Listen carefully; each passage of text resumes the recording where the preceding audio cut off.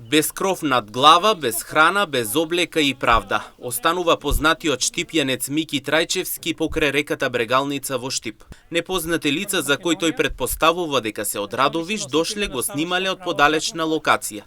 А потоа без никакво решение и без да му дадат временски рок.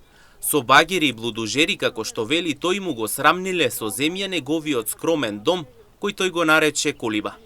Вели дека е целосно свесен за се околу себе и дека има интелект за 5 факултети. Но децидене дека неправдата му е нанесена на подмолен начин.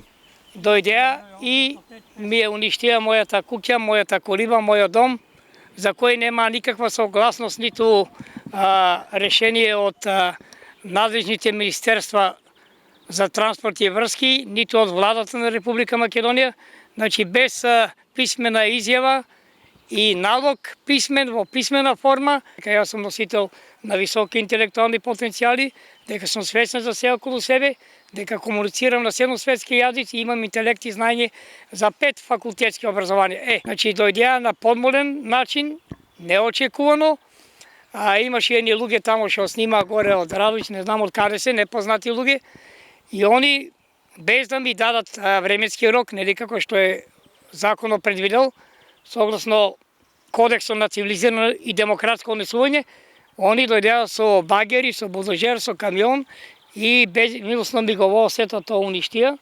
Иако нема ништо, Трајчевски вели дека под никакви услови нема да го напушти местото, бидејќи како што нагласува е силно поврзан со него. И сега јас остана без дом и немам каде да одам, еве, у стилу на Тарзан, Индијана Џонс, јас тука се движам, али ни по која цена нема да го напуштам ово место.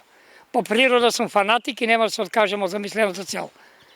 Што се однесува до нив, јас ги понесам лично кривични пријави, испративајќи писма и барања до Врховен суд на Република Македонија, до Висше јавно обвинителство, каде што имам доста луѓе кои имат разбирање за мојот недефиниран стамбен статус. Како што дополнително посочува Трајчевски, тој ги почитува и ќе ги почитува законите на државата, но како што вели ќе поведи постапка за заштитата на неговите граѓански права.